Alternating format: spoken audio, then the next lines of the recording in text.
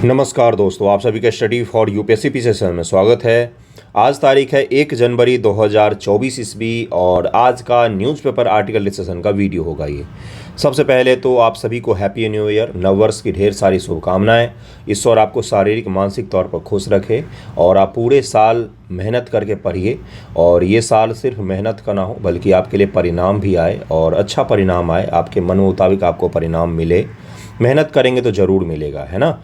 और आज देखिए एक कोट से शुरू करते हैं, विवेकानंद जी का है, क्या है, और यही रेजोल्यूशन भी होना चाहिए आपके नए ईयर का। क्या होना चाहिए रेजोल्यूशन कि भाई सब चीज़ ठीक है लेकिन ये जो आपका मन है, मस्तिष्क है, ये आपके वाणी और कथन से जुड़ा हुआ होता है। तो अगर आप अपने बारे में हमेशा बुरा सोचोगे, बुरा बोलोगे तो आपके साथ कभी भी अच्छा हो ही नहीं सकता है। यूट्यूब पर सर्च कीजिएगा राइस बॉल एक्सपेरिमेंट, है ना। या फिर आप सर्च कीजिएगा वो जो तारे ज़मीन पर मूवी में दिखाया था ना, सोलोमन आइलैंड की कहानी, उसको सर्च कीजिएगा। यूट्यूब पर वीडियो मिल जाएगा उसका और उसको देखिएगा। उसके बाद इस कोट्स को पढ़िएगा जो मैं कह रहा हूँ। क्या है वो? इन्होंने विवेकानंद जी का है, पता ही है आपको। हम वो हैं जो हमें हमारी सोच ने बनाया है, इसलिए इस बात का ध्यान रखिए कि आप क्या सोचते हैं। जब भी आप सोचते हैं अपने बारे में या किसी भी चीज़ के बारे में, तो आप क्या सोच रहे हैं ये बहुत ज़्यादा मायने रखता है जीवन में। आपका शरीर आपके मन से कंट्रोल होता है और आपका मन अगर सही नहीं है तो आपका शरीर कभी सही नहीं हो सकता है। तो इसलिए अपने बारे में कभी भी बुरा ना बोलें। जो भी आप सोचते हैं कैरियर के बारे में, पढ़ाई लिखाई के बारे में, वो अच्छा सोचें हमेशा, है ना। एक पॉजिटिव सोच होनी चाहिए हमेशा, ख़राब सोच नहीं होनी चाहिए। कई सारे लोग न्यू ईयर पर आ जाते हैं बोलने के लिए ये हमारा न्यू ईयर थोड़ी ना है। तो कोई बात नहीं, आप मत मनाइए, दूसरे क्यों रोक रहे हो। जिस दिन हमारा न्यू ईयर होगा वो भी मना लेंगे, हम ये भी मना लेंगे, दो न्यू ईयर मनाएंगे, क्या जा रहा है ना। तो वो भी एक सोच को दिखाता है कि हर चीज़ में आप क्या लेकर आ जाते हो कि ये हमारा नहीं है, वो हमारा नहीं है, हमारा ही है सब कुछ। मानोगे तो सब हमारा है, नहीं मानना है तो आप मत मानिए, दूसरे को क्यों रोकना।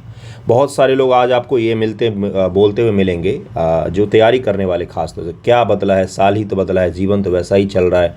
तो सेलिब्रेट करो, साल बदला है तो छोटी छोटी चीज़ों को सेलिब्रेट करना चाहिए। इससे जीवन आपका बदरंग नहीं हो जाता है कभी भी। थोड़ा सा चेंज भी होना चाहिए कभी कभार। ओके, चलिए शुरू करते हैं, देखते हैं आज का हेडलाइन क्या है और अच्छे पॉजिटिव सोच के साथ शुरू करते हैं। नए साल को अच्छे तरीके से शुरू करते हैं। ओके, देखिए क्या हेडलाइन। आज का हेडलाइन है कि आधार लिंक पे made mandatory for MNREGA workers. MNREGA workers के लिए आधार से लिंक किया हुआ पेमेंट का गेटवे मैंडेटरी कर दिया गया है कि अब जो पेमेंट होगा मनरेगा वर्कर्स को वो किसके थ्रू होगा, तो आधार से लिंक कोई पे प्लेटफॉर्म होगा, अकाउंट होगा, उसी से केवल और केवल पे हो सकता है। ओके, तो हम लोग ज़रा सा इसको भी देखेंगे, मनरेगा को भी देखेंगे ध्यान से। अगला क्या है, देखिए यहाँ पर कि अरविंद पनगढ़िया जी को 16वें फाइनेंस कमीशन का हेड बनाया गया है, 16th फाइनेंस कमीशन, और ये 2026 तक के लिए रहेगा। और इसके लिए किनको बनाया गया, तो अरविंद पनगढ़िया जी को, जो पहले किनके थे, तो प्रधानमंत्री के आर्थिक सलाहकार भी रहे अरविंद पनगढ़िया जी। तो अरविंद पनगढ़िया जी के बारे में ध्यान में रखिएगा। इसके बारे में मैं अभी फाइनेंस कमीशन के बारे में बताऊंगा आपको। उसके बाद से क्या है, तो उसके बाद से देखिए यूएस नेवी ने हौती के जो विसल होते हैं उसको अटैक किया कल। आपको पता होगा कि मैंने समझाया था आपको, लाल सागर जो अफ्रीका और अरेबियन प्रायद्वीप के बीच में पड़ता है, लाल सागर, जहाँ पर कौन सी जल संधि है, तो वहाँ पर है आपका बाब अल मांडेब की जल संधि। बाब अल मांडेब, मानदेवी बोलते हैं, बाब अल मांडेब की जल संधि है फारस की खाड़ी में। फारस की खाड़ी में कौन सा है, तो हॉर्मुज है। बाब अल मांडेब कहाँ पर है, तो लाल सागर में है। और लाल सागर में आपको पता है कि यमन जो है वो बिल्कुल उसके कोने पर है, अरेबियन प्रायद्वीप का। वहाँ पर ही हूती विद्रोही है जो ईरान समर्थित माने जाते हैं। इन्होंने हमास युद्ध को लेकर, आपको पता होना चाहिए कि हमास युद्ध को लेकर, हमास और गाजा इजराइल का जो युद्ध चल रहा है, इसको लेकर पूरे मुस्लिम वर्ल्ड में किसी ने भी रिएक्ट नहीं किया, पूरी मुस्लिम वर्ल्ड बैठ गई। लेकिन ये हूती जो हैं, इन्होंने पूरा बेड़ा उठाया कि हम सबको तबाह कर देंगे, फारस की खाड़ी में किसी को चैन, लाल सागर में किसी को चैन से रहने नहीं देंगे। और सबसे बड़ी चीज़ क्या है कि दुनिया का सबसे इम्पोर्टेंट ट्रेड का रास्ता है, तो ये अगर बाधित होता है तो पूरी दुनिया की इकॉनमी बाधित होगी। अभी भारत सरकार ने इंडियन नेवी और इंडियन कोस्ट गार्ड को लगाया है कि जो हमारे मर्चेंट शिप होते हैं जिन पर हमारे व्यापारिक सामान आवागमन होता है, उसको लेकर क्या किया है भारत सरकार ने, तो अपने नेवल जो शिप हैं उनको लगाया है मर्चेंट शिप के साथ में, ताकि उनकी सुरक्षा करते हुए वो चल सके। समझिए ज़रा कहाँ पर आ गई है स्थिति इतनी भयावह हो गई है। तो ये भी आज का हेडलाइन था। तो सबसे पहले हम लोग क्या देखें, आज का आर्टिकल डिस्कस कर लेते हैं। दरअसल ई पेपर आज मिला नहीं मुझे, इसीलिए मुझे ये हार्ड पेपर कोई फ़ोटो खींचकर बनाना पड़ गया है। तो कोई बात नहीं, आप लोग कंटेंट पर फोकस रखिएगा और मैं आपको दिखा देता हूँ। आज का आर्टिकल पढ़ लेते हैं हम लोग। क्या है आर्टिकल, देखिए ये natural farming needs better price market, ये द हिंदू बिजनेस लाइन का आर्टिकल है, जिसमें खेत से थाली तक के प्राकृतिक कृषि का विकास, इसी को लेकर इसमें चर्चा की गई है। आपको एक टर्म बताता हूँ मैं, जीवन में अभी बहुत दिनों तक लाइफ रहेगी आपकी, तो आप बहुत कुछ देख कर जाएंगे, जिसमें से एक टर्म क्या है, क्लाइमेट ब्राइड। क्या बोला मैंने, क्लाइमेट ब्राइड्स, दुल्हन क्लाइमेट ब्राइड्स। बहुत कुछ सुनने को बाकी है। कल मैंने BBC पर जब इस चीज़ को देखा ना, तो मुझे लगा कि क्या क्या ये हो रहा है दुनिया में। क्लाइमेट ब्राइड्स क्या है, तो अब ज़रा ध्यानपूर्वक सुनिएगा। ये वो लोग हैं जो जलवायु परिवर्तन के कारण जब गरीब लोगों की कृषि और किसानी तबाह हो गई है, एग्जाम्पल सहित मैं बताऊंगा, प्रूफ सहित बताऊंगा मैं। कृषि जब तबाह हो गई है तो अपने घर के छोटे छोटे लड़कियों को बेच देते हैं। वो 10 साल 11 साल की बालिकाओं को बेच देते हैं, शादी करवा देते हैं और उसके बदले पैसे से खाना गुजर बसर करते हैं। ये क्लाइमेट ब्राइड्स का कॉन्सेप्ट तो पूरे दुनिया में ही चलंत में था, लेकिन अभी क्यों चर्चा में है, तो पिछले साल 2022 ईस्वी में पाकिस्तान में बहुत भीषण बाढ़ आई थी, जिसका पाकिस्तान की इकोनॉमी को लेकर ही डूब गई लगभग में। और उस बाढ़ के पीछे सबसे बड़ा रीजन जो माना जा रहा था, वो क्लाइमेट चेंज को माना जा रहा था। उस क्लाइमेट चेंज के कारण पाकिस्तान का एक प्रांत है बलूचिस्तान, जो हमेशा इंसर्जेंसी से बर्बाद रहता है। बहुत ज़्यादा वहाँ पर उग्रवाद और चरमपंथी हैं आपस में ही। वहाँ के लोगों का गुट है जो पाकिस्तान की सेना से लड़ती है। पाकिस्तान की सेना वहाँ पर ह्यूमन राइट का भी बहुत ज़्यादा वायलेशन करती है। तो वहीं पर जो किसान वगैरह थे, उनकी किसानी इतनी तबाह हो गई कि अपने 10 साल के बेटियों को 40-40 साल 50-50 साल के बूढ़ों के साथ में बेच रही है। और बस इसी को क्लाइमेट ब्राइड्स कहा जाता है। तो ये क्लाइमेट चेंज का एक अलग ही पहलू आपको देखने को मिला होगा यहाँ पर। तो इसीलिए इस तरह की चीज़ों से हमें बचना है, तो हमें क्या करना पड़ेगा, नेचुरल फार्मिंग और स्मार्ट फार्मिंग की तरफ में बढ़ना पड़ेगा, जिसके तरफ में हम बढ़ भी रहे हैं। क्या ऐसा केवल पाकिस्तान में ही होता है? किस दिन दुनिया में रह रहे हैं आप, अपने देश में भी होता है। 2021 ईस्वी में टाइम्स ऑफ इंडिया ने यूपी के दक्षिण का इलाका और MP के उत्तर का इलाका, जो चंबल का रेंज, आप जिसको बुंदेलखंड का जो पूरा इलाका पट्टी दिखता है आपको, बहुत सारे ज़िले हैं उसमें, ललितपुर से लेकर जालौन से लेकर बहुत सारे, यमुना और उसकी सहायक नदियों का बेल्ट है ये। उसमें टाइम्स ऑफ इंडिया ने इन्वेस्टिगेशन जर्नलिज्म किया था, मतलब इन्वेस्टिगेट किया था वहाँ पर जाकर। तो वहाँ पर भी इस तरह के जो छोटे छोटे बच्चों को बेचने का मामला है, लड़कियों को, वो सामने आया था, है ना। लेकिन वो क्लाइमेट ब्राइड्स नहीं थे, वो गरीबी के कारण से कर रहे थे, और गरीबी वहाँ पर बहुत दिनों से थी इसीलिए है। लेकिन पाकिस्तान में क्या था कि जिनकी कृषि किसानी पहले बहुत अच्छी थी, वो भी तबाह हो गए हैं, है ना। तो इसको ध्यान में रखिएगा। देखिए क्या है प्राकृतिक कृषि, क्या होता है। तो प्राकृतिक खेती एक रासायन मुक्त कृषि पद्धति है, सामान्य अर्थों में समझिएगा, जो स्थानीय रूप से उपलब्ध संसाधनों और पारंपरिक पद्धतियों को उपयोग करती हैं। जो वहाँ पर इंडिजिनस तरीके से संसाधन उपलब्ध हैं और जो पारंपरिक पद्धति चली आ रही है कृषि को, उसी को परस्यू करते हैं आगे और उसी के आधार पर एग्रीकल्चर करते हैं। यह कृषि पारिस्थिति पर आधारित और फसलों, पेड़ों और पशुधन को एकीकृत करती है, यानी कि फसल, पेड़ पौधे और पशुधन मतलब जो आपके जानवर होते हैं उनको भी, गाय भैंस बकरी, इन सब को भी। ये सब के सब इकट्ठे रूप से कौन से कृषि में आएंगे, तो ये सब के सब आएंगे आपका नेचुरल फार्मिंग में आएंगे। नेचुरल फार्मिंग और ऑर्गेनिक फार्मिंग, अभी मैं अंतर भी बताऊंगा और ये इंपॉर्टेंट टॉपिक होगा आपके लिए। प्राकृतिक खेती मृदा की गुणवत्ता, स्वास्थ्य में सुधार के लाभकारी सूक्ष्म जीवों का भी उपयोग करते हैं। प्राकृतिक खेती बनाम जैविक खेती क्या होता है, ऑर्गेनिक फार्मिंग क्या होता है। जैविक खेती ऐसी कृषि प्रणाली है जो बिना किसी सिंथेटिक इनपुट के फसल उत्पादन, पशुपालन के लिए पारंपरिक विधियों का उपयोग करती है। इसमें सिंथेटिक उर्वरक, कीटनाशक, एंटीबायोटिक्स, आनुवांशिक रूप से संशोधित जीवों, वृद्धि हार्मोन से परहेज करना शामिल होता है। इसमें ग्रोथ वगैरह के लिए हार्मोन वगैरह भी यूज़ नहीं कर सकते हैं। ग्रोथ हार्मोन क्या होता है कि रात में छिड़क कर आ जाओ पेड़ पौधों पर, सुबह में आपको सारे बड़े बड़े दिखने लग जाएंगे, है ना। तो इन सब चीज़ों का भी उपयोग ऑर्गेनिक फार्मिंग में नहीं किया जाता है। प्राकृतिक कृषि से किस प्रकार भिन्न है?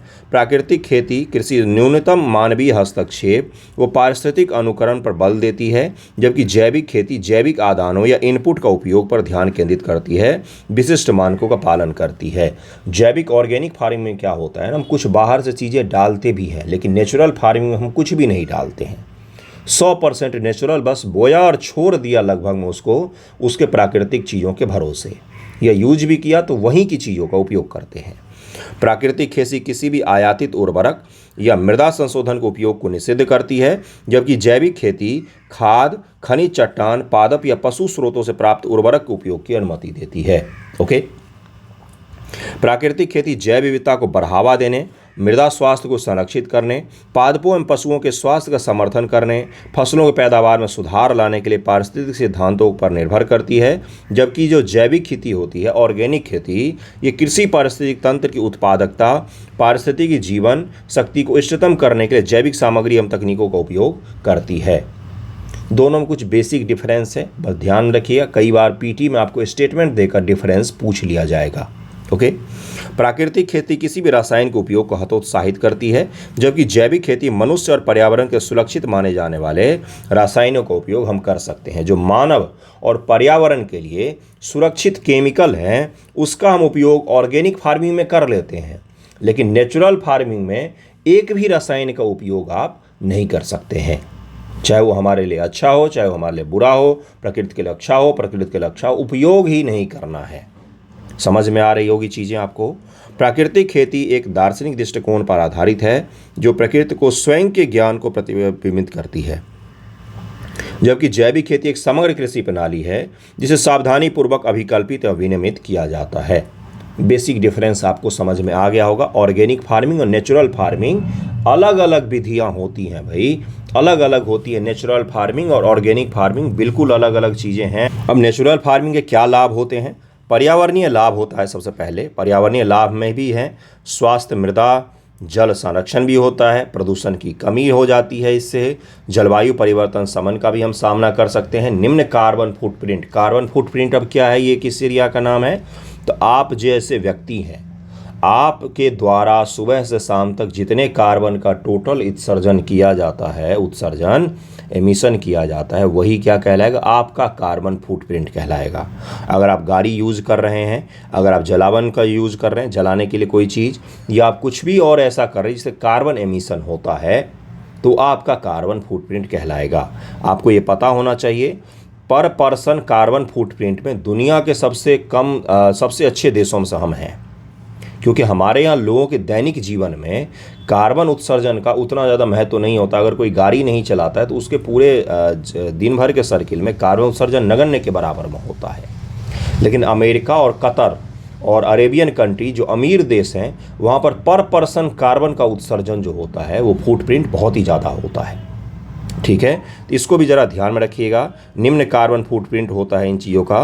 किसानों को लाभ होगा, लागत में कमी होगी, क्योंकि बाहर से कुछ भी केमिकल वगैरह नहीं डालना है। लागत में कमी के बाद क्या होगा भाई? तो बेहतर कृषि प्रत्यक्षता, मतलब भाई जब उनका बाढ़ और सूखा से उनका खेत सुरक्षित हो जाएगा तो क्या होगा? उनके लिए अच्छा होगा। किसानों के स्वास्थ्य में भी सुधार होगा। कई बार हानिकर रासायनिक के संपर्क में आने से धीरे धीरे करके उनका स्वास्थ्य खराब हो जाता है। उपभोक्ताओं को क्या लाभ होगा? अब आपको और हमको क्या लाभ होगा? सुरक्षित खाना मिलेगा आपको, भोजन आपको सुरक्षित मिलेगा, खाद्य के गुणवत्ता में सुधार होगा, सतत कृषि के लिए समर्थन मिलेगा, सस्टेनेबल एग्रीकल्चर की जो हम बात करते हैं। अब नेचुरल फार्मिंग समक्ष कौन कौन सी चुनौतियां हैं? तो पहला चुनौती सीमित बाजार है अभी इसका। कई किसान स्वीकार करते हैं कि एनएफ उत्पादन मुख्यतः घरेलू उपभोग के लिए भी है, तो बाकी चीज़ों के अलावा मुख्य इसमें चुनौती क्या होता है ना, जो शुरुआत में जैसे आप अभी खाद वगैरह डाल के खेती कर रहे हो और आप डायरेक्ट नेचुरल फार्मिंग पर आ जाएंगे, तो क्या होता है कि प्रोडक्शन जो होता है, उत्पादन, वो बहुत ही तेज़ी से गिर जाता है। अगर आपका 100 किलो उत्पादन हो रहा था तो धड़ाम से गिरकर 60 से 70 किलो पर आ जाएगा। 30 किलो 40 किलो बहुत होता है उत्पादन में गिरावट। 30 से 40% का गिरावट मैं दिखा रहा हूँ आपको। इसके कारण से क्या होता है, किसानों के लिए कई बार ये मुनाफे का सौदा हो जाता है, तो इसलिए भी वो नेचुरल फार्मिंग को अपनाने से घबराते हैं। ये सही कब होता है? तो जब आप बहुत लंबे समय तक, मतलब कि 10 साल तक अगर आप रेगुलर नेचुरल फार्मिंग कर रहे हैं, तब जाके आपको नेचुरल फार्मिंग का मुख्य लाभ जो है वो तभी दिखेगा, है ना। तो इसको ज़रा ध्यान में रखिएगा। और निम्न आरंभिक पैदावार, यही मैंने समझाया अभी आपको। जागरूकता और प्रशिक्षण की कमी है अभी। जैविक इनपुट की उपलब्धता और वहनीयता भी नहीं है। कीट और रोग प्रबंधन की भी जानकारी नहीं है कि जब हम नेचुरल पर आएंगे तब जो कीट आएंगे, जैसे मेरा खेत है, मान लीजिए मैं यहाँ पर नेचुरल फार्मिंग कर रहा हूँ, बगल में कोई आदमी भरपूर मात्रा में डीएपी, पोटास, यूरिया भर भर के डाल रहा है और खेती कर रहा है। यहाँ पर तो कीट मर जाएंगे, यहाँ पर कीटनाशक भी डाला है उसने, कीट भी मर जाएंगे। लेकिन यहाँ पर जो कीट को भोजन नहीं मिल रहा है, जहर हो गया है, धान पर या गेहूँ पर या किसी चीज़ पर जब आप कीटनाशक छिड़कते हो तो जहर हो जाता है। तो सारे कीट कहाँ पर आ जाएंगे? जिस खेत में कीट पर जहर नहीं था उसमें। यानी कि एक खेत में अगर आप शुरू करना चाहें, बाकी के चारों तरफ नेचुरल फार्मिंग नहीं कर रहे हैं, तो आपकी कृषि जो है वो सस्टेनेबल नहीं हो पाएगी, है ना। आपने कई बार देखा होगा कि सब्जियों के ऊपर छोटे छोटे कीड़े लगे होते हैं, देखा होगा ना आपने। एक चीज़ मैं आज आपको बताता हूँ, जैसे गोभी लेंगे आप, गोभी में कई बार क्या होता है ना, अभी मौसम है तो मैं समझाऊँगा तो बेहतर तरीके से। उसमें देखिए कीड़ा रहता है, वो ख़राब नहीं होता है वो गोभी। इसका मतलब ये है कि उस गोभी पर केमिकल कम डाला गया है, ठीक है, तो वो ख़राब नहीं होता। उसमें से उस चीज़ को हटाकर आप उसका उपभोग कर सकते हैं। जिस सब्जी पर थोड़े बहुत कीड़े बैठते दिखते हैं आपको, उसका मतलब होता है कि वो जो है उस पर केमिकल नहीं छिड़का गया है।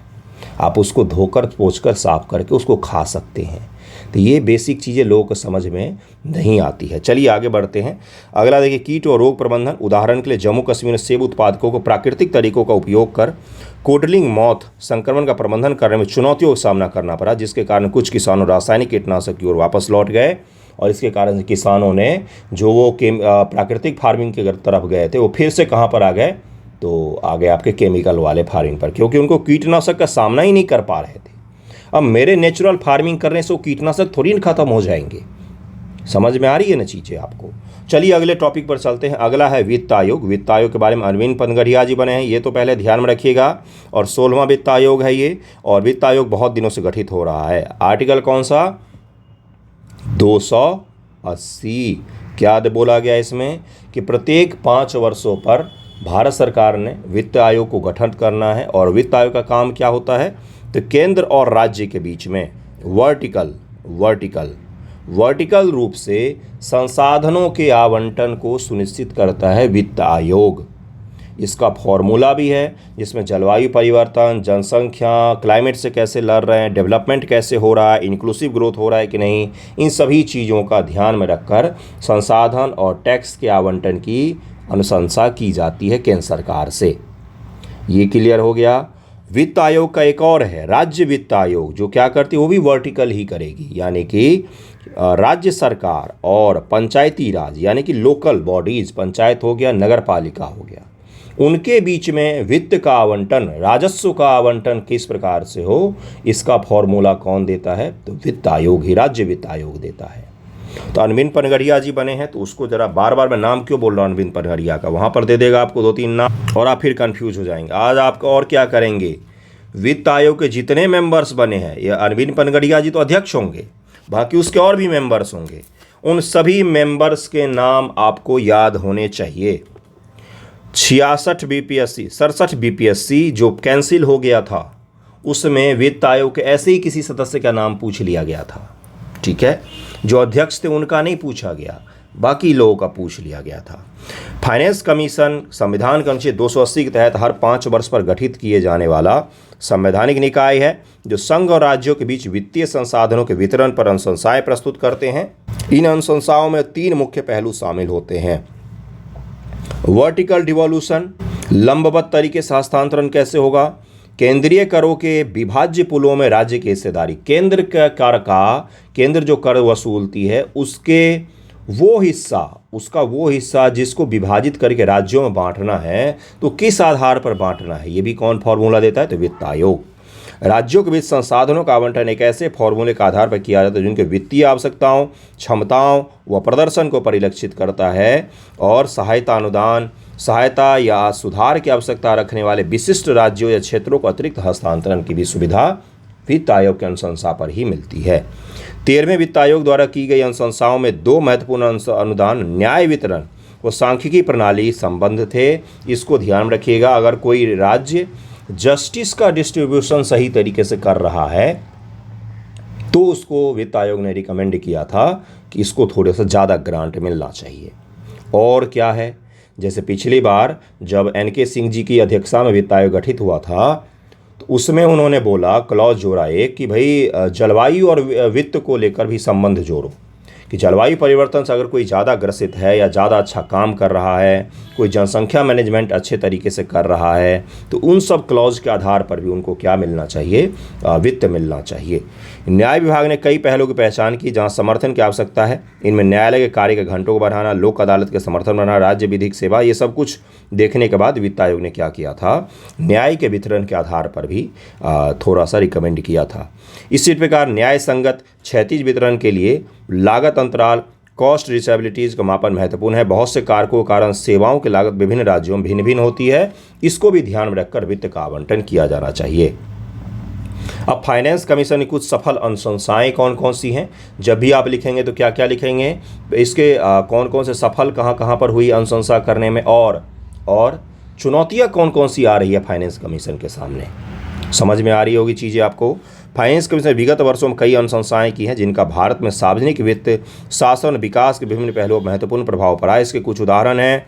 ऊर्ध्वाधर और लंबवत हस्तांतरण के प्रमुख घटक के रूप में कर हस्तांतरण को पेश करना, जहां समय के साथ राज्यों की हिस्सेदारी को 10% से बढ़ाकर 42% तक कर दिया गया है। समय के साथ धीरे धीरे बढ़ते 42% तक आ गया है। अब एक मुख्य सवाल क्या है, बताओ सवाल क्या हो सकता है। आपने तो सोचा ही नहीं होगा, ध्यान जाता ही नहीं किसी का, सब हैप्पी न्यू ईयर मनाने में लगे हुए हैं। सवाल ये है कि क्या वित्त आयोग की अनुशंसा भारत सरकार को मानना अनिवार्य है? नहीं, एक ही आयोग है ऐसा, डिलिमिटेशन कमीशन जिसको कहा जाता है, परिसीमन आयोग। परिसीमन आयोग की अनुशंसा मानने के लिए सरकार बाध्य होती है। बाकी पृथ्वी पर कोई ऐसी आयोग बनी ही नहीं है जिसके रिकमेंडेशन को मानने के लिए भारत सरकार बाध्य होती है। ठीक है, ये इस तरह के जो आयोग हैं, वित्त आयोग हो गया और इस तरह के आयोगों का कभी भी बाध्य नहीं होगा। भारत सरकार की इच्छा होगी तो मान लेंगे, सामान्य तौर पर मान लिया जाता है। राजकोषीय अनुशासन मतलब उस राज्य का जो फिजिकल है पूरा ढांचा, राजकोष का ढांचा, वो सही चल रहा है कि नहीं चल रहा है।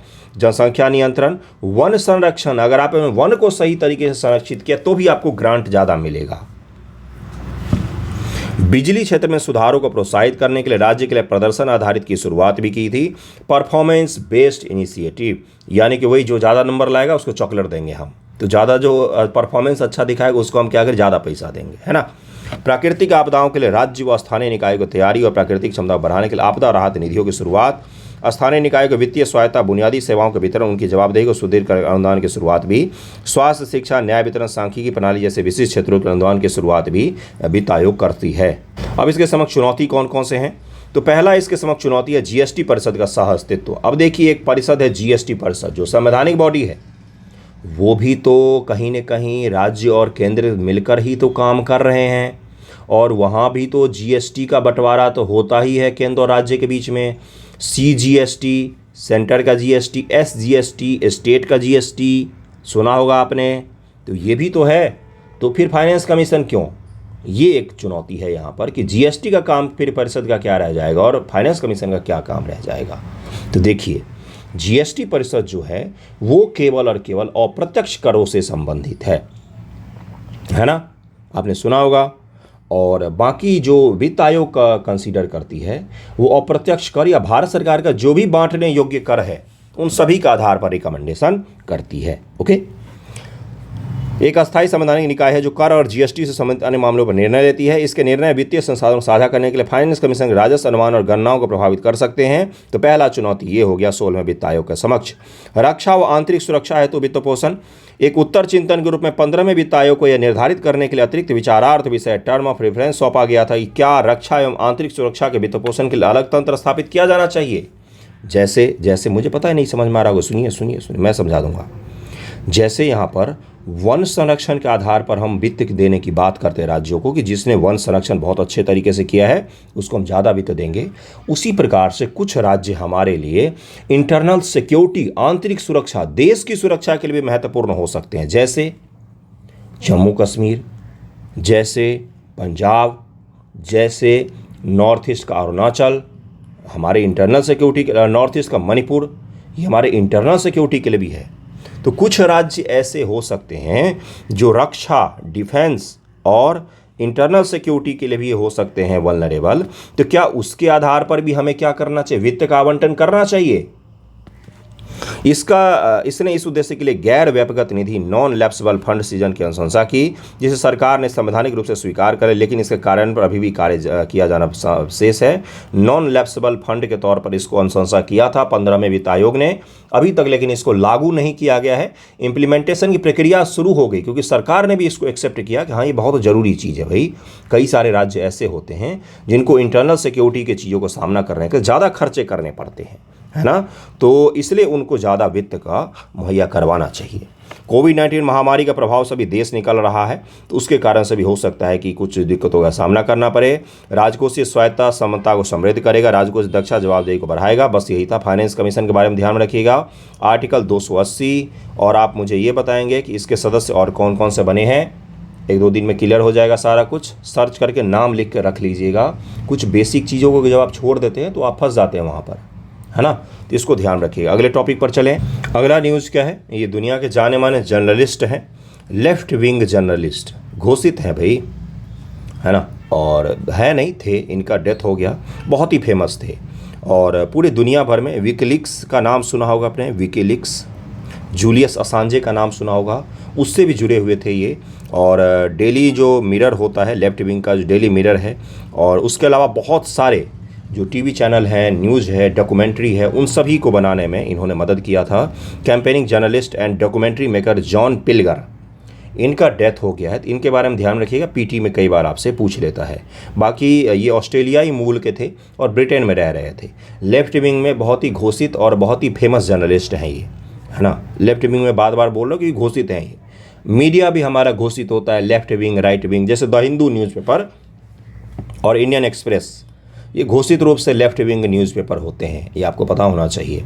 और इसको बोलने में कोई बुराई भी नहीं है। वायर आपने सुना होगा नाम, द वायर, है ना, और आपने सुना होगा प्रिंट, ये सब घोषित लेफ्ट विंग है। लेकिन कई बार क्या होता है ना, लेफ्ट विंग वालों में कंटेंट अच्छे होते हैं गुरु, है ना। भले ही उनकी विचारधारा को हम उतार कर कहीं और रखा है, लेकिन उनमें कंटेंट, द हिंदू में न्यूज़ बहुत अच्छे होते हैं, शानदार होते हैं। तो उसी प्रकार से ये जर्नलिस्ट थे जॉन पिल्गर, इनका डेथ हो गया है। कई बार इस तरह के फेमस पर्सनैलिटी के बारे में पीटी में आपसे पूछा जा सकता है, इनका नाम ध्यान में रखिएगा। बहुत ही फेमस डॉक्यूमेंट्री मेकर भी हैं ये, बहुत सारे डॉक्यूमेंट्री वगैरह भी बनाए हैं जागरूकता के लिए। अगले न्यूज़ पर चलते हैं। अगला न्यूज़ आपका देखते हैं, बिहार स्पेशल संबंधित है। क्या है? मनरेगा के बारे में ज़रा सा देख लेते हैं, क्योंकि मनरेगा के बारे में चर्चा आया है कि भाई अब उनको जो पे किया जाएगा वो आधार लिंक पेमेंट के थ्रू ही उनको मिल सकेगा, है ना। ये क्यों किया जा रहा है? धांधली को रोकने के लिए किया जा रहा है, और कुछ नहीं है उसमें। मनरेगा दुनिया के सबसे बड़े कार्य गारंटी कार्यक्रम में से एक है। दुनिया में सबसे बड़ा वर्क का गारंटी देता है, वो भी किसको? अनस्किल्ड वर्कर्स को, जिनके पास कोई स्किल नहीं है उनको देता है वर्क की गारंटी। अद्भुत दुनिया में योजना है ये। इस तरह की योजना का यूएन ने भी तारीफ़ की थी कि इस तरह की योजना दुनिया में और कहीं पर भी अभी तो नहीं थी जिस समय ये बनी थी। योजना का प्राथमिक उद्देश्य किसी भी ग्रामीण परिवार के सार्वजनिक कार्य से संबंधित अकुशल शारीरिक कार्य करने के इच्छुक वयस्क सदस्यों को प्रत्येक वित्तीय वर्ष में 100 दिनों को रोजगार की गारंटी देना है। वर्ष 2022 से 2023 में मनरेगा के तहत 15.4 करोड़ सक्रिय श्रमिक हैं। कार्य का कानूनी अधिकार दिया जाता है। इसके तहत लाभार्थियों में कम से कम 1/3 महिलाएं भी होनी चाहिए, यानी कि महिला सशक्तिकरण भी करता है ये। मजदूरी का भुगतान न्यूनतम मजदूरी अधिनियम 1948 के तहत राज्य में कृषि मजदूरी के लिए जो न्यूनतम मजदूरी है, जैसे बिहार में मान लीजिए 400 रुपया पर डे आपको देना ही पड़ेगा किसी मजदूर को, तो उससे कम तो आप मनरेगा में दे ही नहीं सकते हैं। मांग प्रेरित योजना है, यानी कि जब आप काम मांगेंगे तब आपको काम मिल जाता है। 15 दिनों के भीतर काम पाने की कानूनी रूप से गारंटी होती है, जिसमें विफल होने पर आपको बेरोजगारी भत्ता मिलेगा। अगर आपने मनरेगा के तहत काम मांगा, शारीरिक श्रम वाले काम होते हैं इसमें। शारीरिक श्रम का मतलब, अब जैसे नाला का निर्माण हो रहा है तो मिट्टी उठा उठा कर ढोना, खोदना, तालाब का निर्माण करना, सड़क का निर्माण करना, ये सब शारीरिक श्रम वाले काम होते हैं। अगर आपने मनरेगा के तहत काम मांगा और आपको काम नहीं मिला तो आपके पास कानूनी गारंटी होती है कि बेरोजगारी भत्ता इसको दो भाई, इसको काम नहीं मिल पाया है। तो इस तरह की गारंटी देने वाला जो स्कीम है ना वो यही है ना। वो पैसा डबल वाला गारंटी याद है हेरा फेरी मूवी में 20 दिन पैसा डबल, तो उस तरह का तो नहीं है, लेकिन गारंटी इसमें भी दी जाती है। उसमें तो नकली गारंटी दिया गया, तो इसमें असली गारंटी होती है और ये बहुत ही अच्छी योजना है ना। यह मांग प्रेरित योजना श्रमिकों के स्व चयन को सक्षम बनाती है, सेल्फ सिलेक्शन। विकेंद्रीकृत योजना है, यानी कि देखिए यहाँ पर क्या लिखा हो, पंचायती राज संस्थाओं को महत्वपूर्ण भूमिका दिया गया है इसमें, यानी कि भारत सरकार और राज्य सरकार के हाथों में बहुत कम चीज़ें होती हैं, पंचायत के हाथों में बहुत कुछ होता है, यानी कि विकेंद्रीकरण शक्तियों का बंटवारा हमने सही तरीके से सुनिश्चित किया है इस योजना में, तो इसको ध्यान रखिएगा, छोटा सा था। अगला बिहार स्पेशल में क्या है, तो वाल्मीकि टाइगर रिजर्व के बारे में है कि हाल ही में राष्ट्रीय बाघ संरक्षण प्राधिकरण NTCA national tiger conservation authority जो है आधिकारिक तौर पर वाल्मीकि टाइगर रिजर्व में बाघों की आबादी में वृद्धि की घोषणा की है। कांग्रेचुलेसन आप सभी को न्यू ईयर पर कि बाघों की आबादी बढ़ गई है। इस बड़ी बिल्लियों की संख्या में 31 2018 में था से 54 हो गई है। देख रहे कितने तेजी से बढ़ रही है।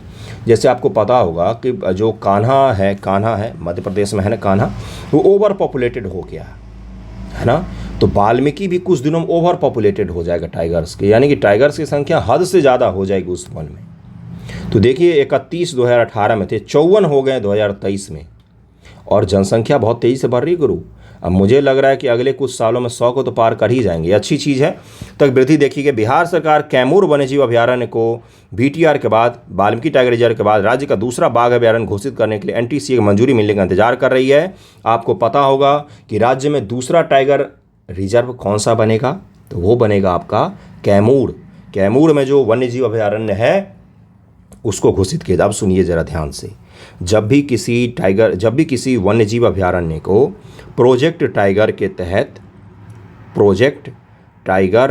तहत उसको शामिल कर दिया जाता है। 1973 में आया था ये BPSC ने पूछा है 69 में।